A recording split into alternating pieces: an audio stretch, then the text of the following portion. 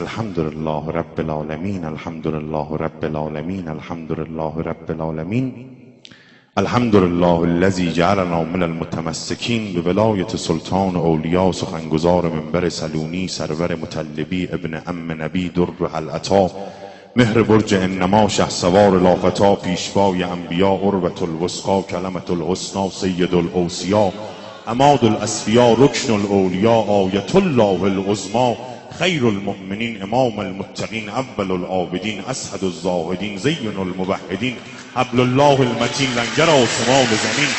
وجه الله عین الله نور الله سر الله اذن الله روح الله باب الله سیف الله عبدالله اسد الله الخالق.